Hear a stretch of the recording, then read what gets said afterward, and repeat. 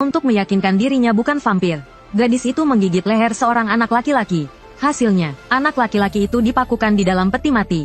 Lebih banyak orang menganggapnya vampir, tapi dia tetap tidak percaya. Maka, dengan nilai yang unggul, dia pindah ke Akademi The Sele. Ini adalah akademi bangsawan terbaik di Lifu Fight, dan secara ketat melarang vampir. Dia akhirnya terbebas dari stigma vampir, tetapi dia tidak bisa melupakan tatapan anak laki-laki itu yang sangat mempercayainya. Setelah menenangkan dirinya, saat dia mengangkat seluruh tempat tidurnya, dia melihat seorang anak laki-laki tiba-tiba muncul.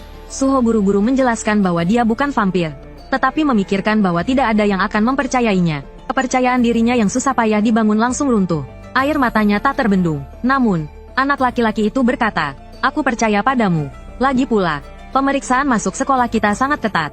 Mendengar itu, Suho berterima kasih atas pengertian anak laki-laki itu. Lalu bicaranya menjadi serius. "Aku benar-benar tidak ingin disangka vampir, karena aku lebih membenci vampir daripada siapapun di dunia ini." Mendengar itu, anak laki-laki itu berkeringat dingin. Tiba-tiba, ekspresi Suho menjadi ceria kembali. Karena di sini dia tidak perlu khawatir disalahpahami. Anak laki-laki itu juga menyadari bahwa Suho telah banyak menderita. Lalu Suho berkata, "Semua ini karena vampir." Dan anak laki-laki itu kembali berkeringat dingin. Sebenarnya, Suho mendengar dari orang tuanya bahwa sebelum dia lahir, vampir hanya ada di novel. Dia juga tidak tahu mengapa mereka tiba-tiba muncul. Mendengar ini, ekspresi anak laki-laki itu menjadi serius. Tidak lama kemudian, Suho menemukan buku anak laki-laki itu. Keduanya pun mengobrol sebentar tentang buku itu. Karena biasanya tidak punya teman bicara, Suho banyak bicara, hingga Suho mengira anak laki-laki itu merasa terganggu. Dia mengetahui bahwa anak laki-laki itu tidak merasa begitu. Suho pun memberikan buku itu kepada anak laki-laki itu. Anak laki-laki itu mengambil buku itu, berpamitan, dan pergi. Suho baru ingat sejak tadi dia bahkan belum menanyakan namanya. Tiba-tiba pintu terbuka lagi. Anak laki-laki itu berdiri di ambang pintu dan menanyakan nama Suho. Kebahagiaan yang tiba-tiba hampir membuat Suho pingsan. Dia berkali-kali menyebutkan namanya sendiri. Lalu keduanya terdiam. Setelah beberapa saat, anak laki-laki itu bertanya, "Kau tidak ingin tahu namaku?" Suho pun langsung menanyakan namanya. Reaksi ini membuat anak laki-laki itu malu. Tapi dia mengatakan namanya, Huari. Setelah berbasa-basi sebentar, dia pun pergi. Huari berjalan di koridor. Tiba-tiba seorang pria berambut merah memanggilnya, "Kak Huari." Dan menyusulnya, namanya Gino. Di belakangnya ada Siang berambut pirang, Soren berambut biru, dan Yian berambut abu-abu. Mereka mengetahui bahwa Huari ingin berteman dengan manusia. Soren adalah yang pertama menentang. Maka mereka pun berdiskusi dalam pikiran mereka. Mendengar itu, Huari tidak menerima pendapatnya. Dia merasa Suho berbeda, merasa sangat mirip dengan dirinya. Gino berpendapat jika mereka sejenis, Suho tidak mungkin bisa masuk sekolah ini. Huari juga tahu Suho bukan sejenis dengan mereka, tetapi ada daya tarik yang aneh padanya. Mendengar itu, Siang menggodanya, "Jangan bilang kau menyukainya, Li." Tapi Soren langsung membantah, "Kita tidak mungkin memiliki perasaan seperti itu. Tidak boleh, meskipun kita ingin bergaul dengan baik. Manusia pada akhirnya akan." Yan juga bilang kalau terlalu dekat dengannya akan membahayakan Suho. Setelah mendengar pendapat mereka, Li menghela nafas. Beberapa saat kemudian, Soren menekankan, "Intinya, mulai sekarang, jangan terlalu dekat dengan murid pindahan itu." Entah sejak kapan, Suho berdiri di belakangnya. Dia menundukkan kepalanya karena malu. Dia tidak menyangka akan dijauhi secepat ini. Dia selalu seperti ini sejak kecil. Tidak ada yang mau bermain dengannya. Dia pikir di sini, tanpa vampir, tidak akan seperti ini. Tapi ternyata dia tidak bisa menghindarinya. Dia pikir tatapan mereka sama seperti orang-orang sebelumnya. Tapi ternyata tidak. Tatapan mereka menunjukkan sedikit keterkejutan dan rasa malu. Suho merasa canggung ditatap seperti itu. Sion adalah orang pertama yang menyapanya dan memperkenalkan dirinya. Keramahannya membuat Suho sedikit canggung. Untungnya, Gino segera menariknya menjauh. Sambil menjelek-jelekkan Sion, dia memperkenalkan dirinya. Sion melotot padanya, "Gino, kau jahat sekali." Saat itu, Ian menyeka tangannya, lalu mengulurkan tangannya dengan sopan ke arah Suho. "Halo, aku Ian." Suho tentu saja senang menyapanya. Tiba-tiba Ian berkata, "Jangan dimasukkan ke hati perkataan Soren tadi. Kami tidak setuju dengannya." Soren menggertakkan giginya. "Kau tidak bicara seperti itu saat kita berdiskusi tadi." Suho tentu saja memperhatikannya. Benar saja, dia memang membenciku. Dan dia juga mengatakan hal-hal itu tadi. Soren dengan angkuh memalingkan wajahnya. Meskipun Suho sedikit kecewa, ini jauh lebih baik daripada sebelumnya. Dia juga tidak tahu bagaimana Li memperkenalkan dirinya tadi. Sehingga mereka bersikap ramah padanya. Soren berdiri dengan canggung, ingin mengajak mereka pergi bersama. Namun, mereka mengabaikannya. Sebaliknya, Lila yang pertama bertanya kemana Soho akan pergi. Setelah mengetahui dia ingin menjelajahi sekolah, yang lain juga ikut ingin pergi bersamanya. Soren tentu saja tidak mau kehilangan muka. Harus ada seseorang yang mengajaknya pergi bersama. Jadi, mereka membawa Soho untuk melihat perpustakaan terlebih dahulu. Soho lebih tertarik melihat jenis buku yang dipegang Li. Tapi Li bilang buku jenis itu butuh izin khusus untuk dibaca. Akhirnya, dia hanya bisa menenangkan Soho dengan mengatakan akan menceritakan isinya nanti. Sambil berkeliling sekolah, Sion juga memperkenalkan mereka satu persatu. Dia pertama kali mengatakan bahwa dia dan Soho sama-sama kelas 10. Ian dan Gino kelas 11. Dia tidak menyebutkan Soren, sedangkan Li kelas 12. Mendengar itu, Soho merasa sedikit aneh. Kalian tidak sekelas tapi sangat akrab, hebat sekali. Mendengar itu, mereka semua terdiam. Beberapa saat kemudian, Li menjelaskan bahwa mereka tumbuh bersama. Orang tua mereka semua sudah tiada. Mereka berasal dari panti asuhan yang sama. Soho akhirnya mengerti. Dia meminta maaf atas kecerobohannya. Mereka semua merasa lega. Tidak lama kemudian, mereka tiba di lapangan olahraga. Gino mengatakan ada 2 teman baik di lapangan. Karena mereka serius dengan liga, mereka masih berlatih. Suho ingin bertanya lebih lanjut tentang liga. Tiba-tiba, tatapan Ian menjadi tajam. Entah apa yang dia hancurkan. Yang lain dengan cepat melindungi Suho. Setelah dilihat lebih dekat, ternyata itu adalah bola sepak yang ditendang dari lapangan. Seorang berambut putih dan seorang berambut ungu berlari ke arah mereka. Mereka berdua adalah Zaka dan Noah.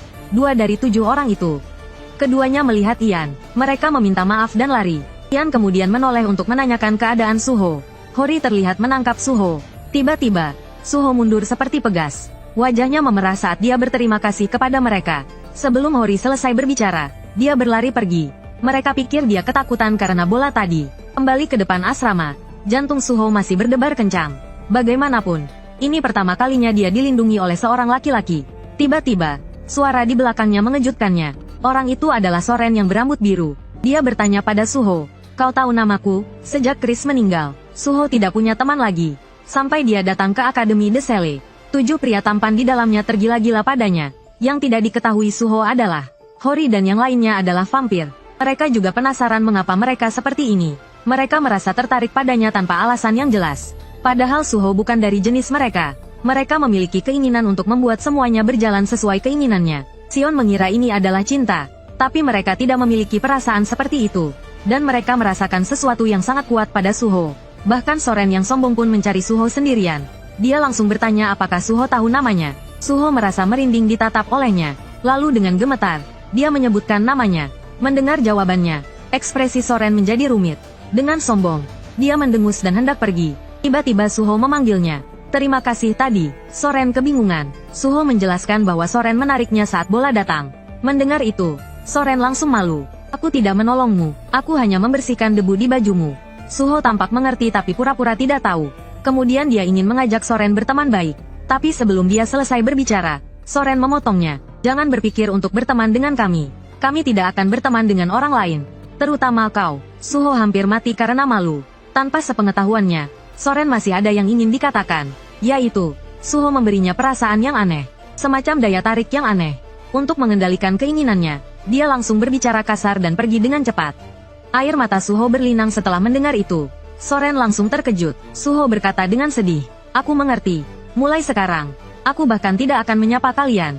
Mendengar itu, Soren panik. Dia tiba-tiba mengatakan ingin disapa, dan juga ingin banyak bicara. "Alasan aku memintamu untuk tidak terlalu dekat dengan kami. Bukan karena kami membencimu. Hanya saja, Soren ragu-ragu. Lalu dia berbalik dan memutuskan untuk tidak melanjutkan. Lagi pula, mereka tidak akan mendengarkanku.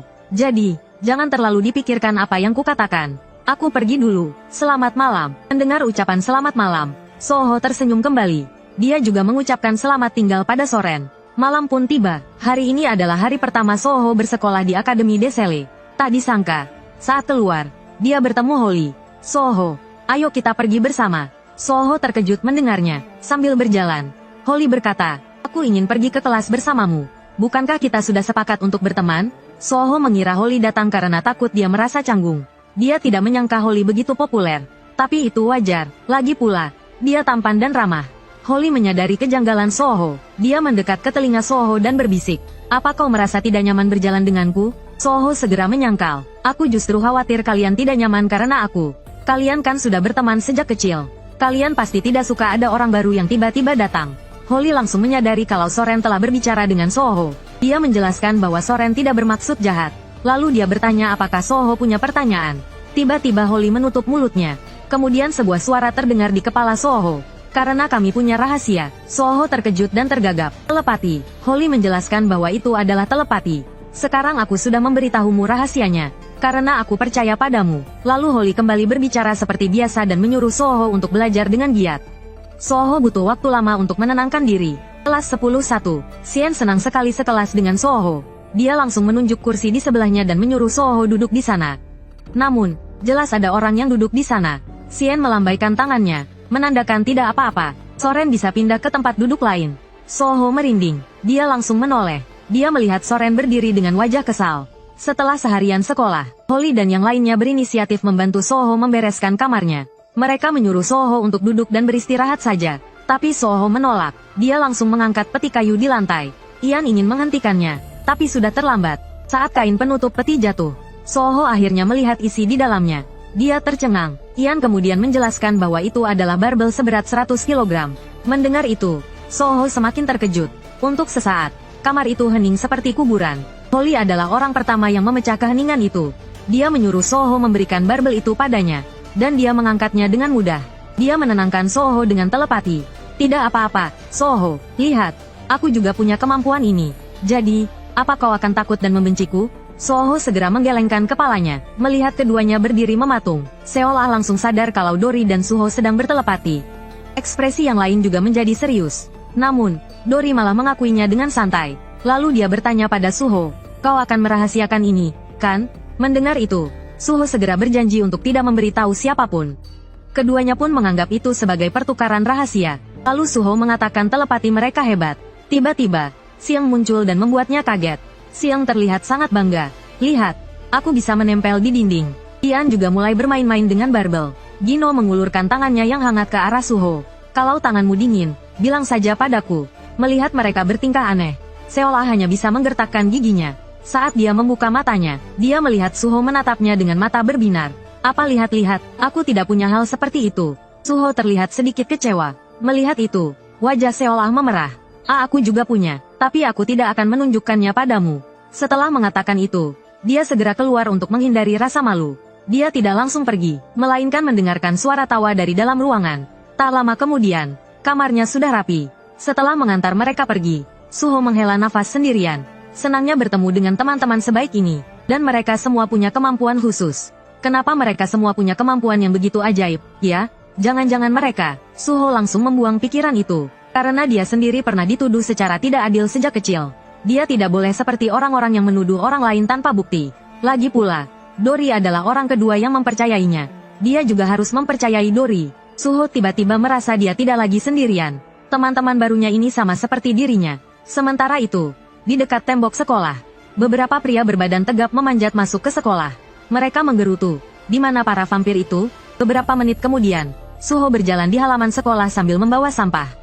Dia tidak menyangka tempat sampahnya begitu jauh, dan jalannya begitu gelap. Terlebih lagi, sekarang sudah pukul 3 pagi.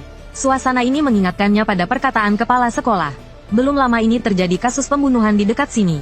Rumornya, pelakunya adalah vampir. Bulu kuduk Suho langsung berdiri. Dia ingin memberitahu orang-orang yang menganggap dirinya vampir, bahwa dia juga takut pada vampir. Akhirnya, dia berhasil membuang sampahnya ke tempat sampah. Saat hendak kembali ke asrama, tiba-tiba dia merasa merinding. Suho langsung menangkap tangan yang hendak menyentuhnya. Pria bertinggi 180 cm itu langsung dibantingnya. Tanah pun retak. Suho baru menyadari kalau pria itu memakai seragam sekolah.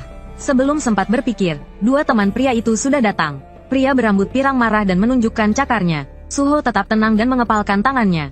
Melihat Suho, pria itu ragu. Dan tinju Suho mendarat tepat di perutnya. Pukulan yang begitu kuat membuat pria itu memuntahkan cairan pahit. Akhirnya, dia hanya bisa meringkuk kesakitan di tanah. Pria berambut ungu malah terlihat bersemangat. Astaga, kau berhasil mengalahkan Kak Naja. Kau siapa? Suho merasa perkataan itu tidak masuk akal. Seharusnya aku yang bertanya. Kalian vampir? Pria berambut ungu meminta Suho menarik kembali perkataannya. Jangan salah paham, kami bukan vampir. Pria berkacamata angkat bicara. Bagi kami, itu sama saja dengan penghinaan.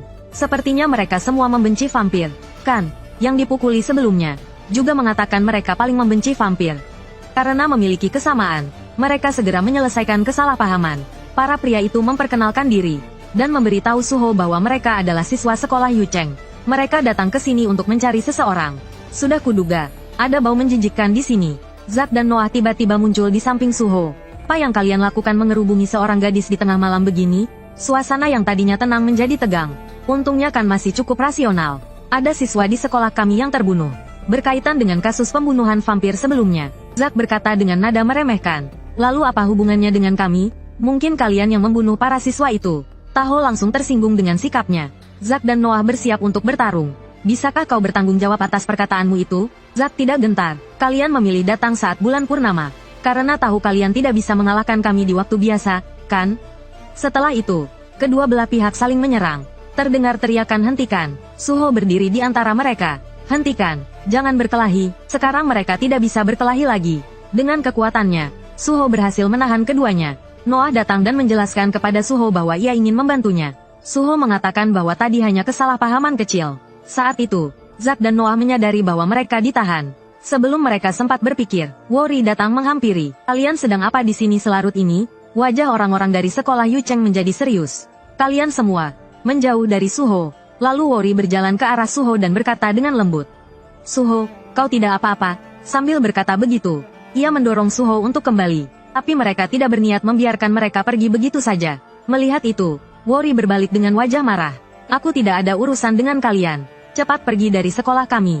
Kalian yang membunuh siswa di sekolah kami, kan? Worry menjawab dengan tidak sabar. Bukan. Tapi mereka tetap tidak percaya. Mereka juga mengatakan bahwa mereka punya bukti. Melihat mereka terus mendesak, Worry berkata, jika memang kami, apa yang akan kalian lakukan?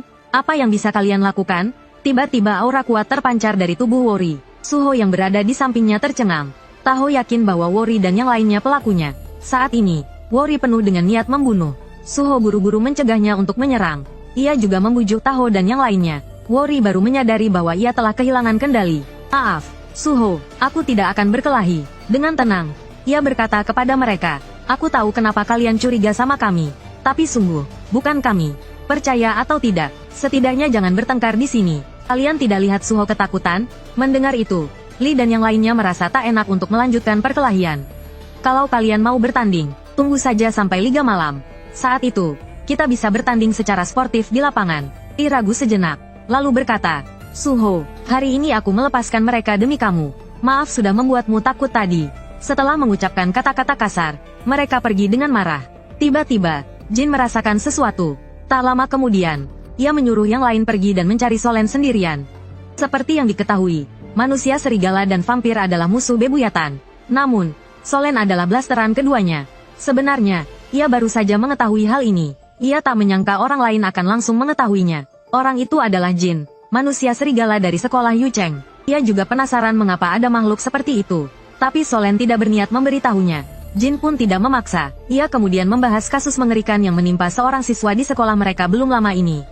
Di leher siswa itu terdapat bekas gigitan yang jelas, dan darah di tubuhnya telah dihisap habis. Solen langsung menyadari bahwa mereka mengira ia dan teman-temannya pelakunya.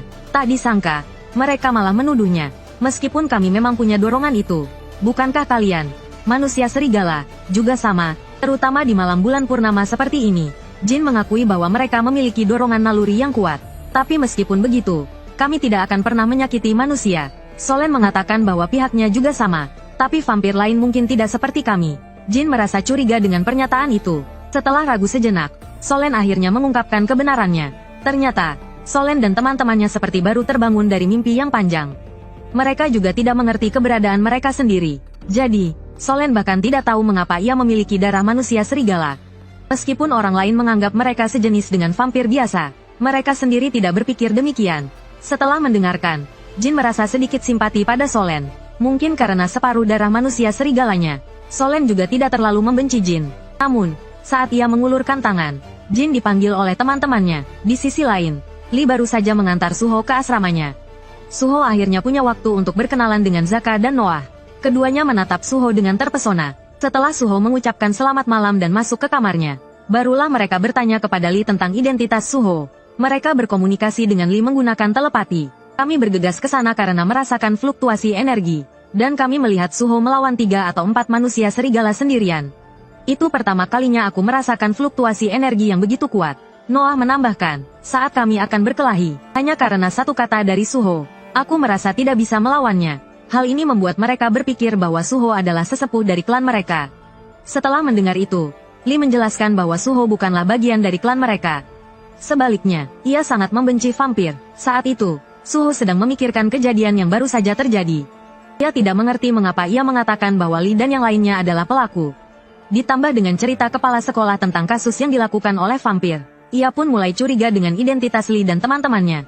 Tak lama kemudian, ketujuh vampir berkumpul untuk membahas masalah ini. Karena tempat berkumpul mereka yang biasa sekarang ditempati Suho, mereka memutuskan untuk bertemu di kamar Solen. Alasannya, kamar Solen berada di tengah dan bersih. Mengenai para siswa yang dihisap darahnya, banyak bukti mengarah pada vampir. Namun, mereka hanya menghisap darah pada satu hari tertentu. Meski begitu, mereka tetap khawatir Suho akan salah paham. Solen sedikit meninggikan suaranya. Makanya, ku bilang jangan terlalu dekat dengannya. Kalian bahkan sudah memberitahunya tentang kekuatan kalian. Zaka langsung bereaksi. Sementara itu, 4 vampir lainnya tampak menikmati situasi ini. Solen memalingkan wajahnya dengan angkuh. Tentu saja aku tidak memberitahunya. Noah, yang sedari tadi diam, akhirnya buka suara. Tapi kami juga belum pernah melihat kekuatan Kak Solen. Jangan-jangan Kak Solen sebenarnya tidak punya kekuatan? Mendengar itu, Solen panik. Hesien ikut memanas-manasi. Kalau begitu, kita gigit saja dia. Solen pun kesal dan tak bisa berkata-kata. Mata Hesien berbinar. Bercanda. Kok, ku percaya padamu. Lagi pula, kekuatan telepatimu yang terhebat. Kemudian, pembicaraan mereka kembali ke Suho. Agar Suho tidak mengetahui bahwa mereka adalah vampir dan membenci mereka. Mereka memutuskan untuk hanya menyapanya seperti biasa saat bertemu. Namun, keesokan harinya, Hesien menemui Suho. Bagaimana kalau kita pergi jalan-jalan akhir pekan ini? Dia mengabaikan teriakan Solen. Kita bisa pergi ke alun-alun. Kita bisa jalan-jalan sambil makan es krim. Hanya kita berdua. Tiba-tiba, Solen muncul di antara mereka berdua. Tidak boleh, aku juga mau ikut. Hesien menolak. Namun, Solen takut Hesien akan mengatakan sesuatu yang tidak pantas. Karena perdebatan mereka tak kunjung usai, Solen memberitahu yang lain melalui telepati. Tak lama kemudian, semuanya ingin ikut. Saat keduanya masih berdebat, sebuah suara terdengar di kepala Suho. Suho, kalian mau pergi ke alun-alun akhir pekan ini? Bolehkah aku ikut? Dengan malu-malu, Suho mengiyakan. Kemudian, Hori muncul di belakangnya. Sampai jumpa akhir pekan ini. Dalam setiap kelompok 7 orang, pasti ada satu pengkhianat. Vampir pun tak terkecuali. Setelah berdiskusi, ketujuh vampir berencana untuk menjauhi Suho. Namun, Hesien langsung menemui Suho setelah pertemuan mereka. Jika bukan karena Solen sekelas dengannya, mungkin Suho sudah dibawa pergi entah kemana oleh Hesien. Akhirnya, ketujuh vampir memutuskan untuk menemani Suho ke alun-alun. Sayangnya, Hesien bertindak licik. Pada pagi hari di akhir pekan, Suho tiba di alun-alun. Hesien menyapanya dengan riang. Suho bingung karena hanya melihat Hesien sendirian. Hesien menjelaskan bahwa ke-6 vampir lainnya sangat sibuk. Mereka semua suka mengecewakan orang lain. Jadi, bagaimana kalau kita berdua saja yang pergi? Abaikan saja mereka. Suho yang polos tentu saja mempercayainya. Tanpa pikir panjang, dia pun pergi bersama Hesien. Namun, di dalam hatinya, dia merasa sedikit kecewa. Tadinya aku ingin bertanya apa yang terjadi dengan Holly.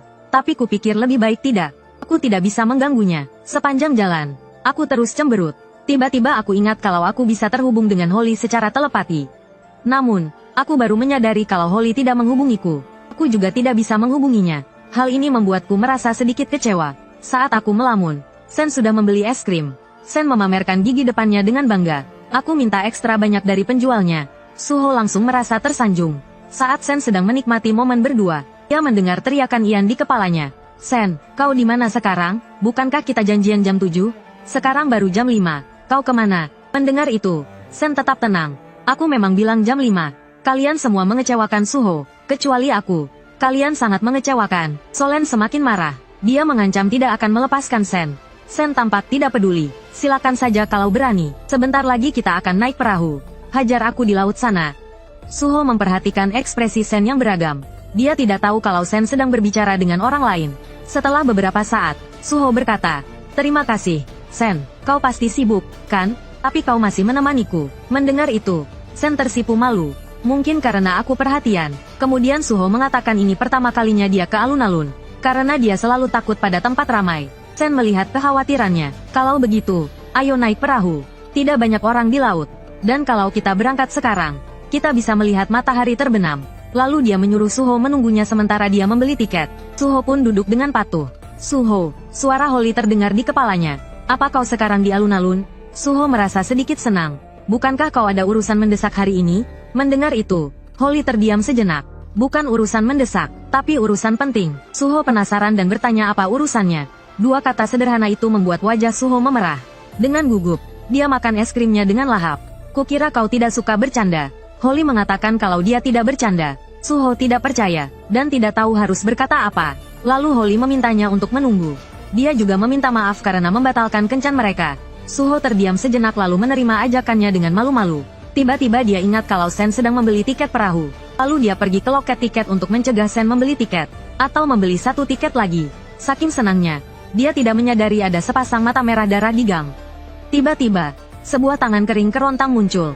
Suho baru menyadarinya, tetapi dia sudah diseret ke dalam gang. Orang itu menutup mulut Suho dengan erat agar dia tidak berteriak. Suho terkejut melihat mata merah darah orang itu. Ia mengerahkan seluruh tenaganya, bantingan bahu lainnya, tanah dan batu beterbangan saat tubuh itu menghantam tanah. Orang itu terbaring tak bergerak. Setelah berhasil pulih, Suho menyadari bahwa kuku orang itu sangat tajam. Rasa dingin menjalar di tubuhnya. Mungkinkah dia, sebelum ia sempat berpikir lebih jauh, orang itu bangkit kembali dengan posisi yang aneh. Ia tiba-tiba menoleh ke arah Suho. Suho melihat wajahnya dengan jelas dan yakin bahwa ia adalah vampir. Rasa takut yang hebat membuatnya tak bisa bergerak.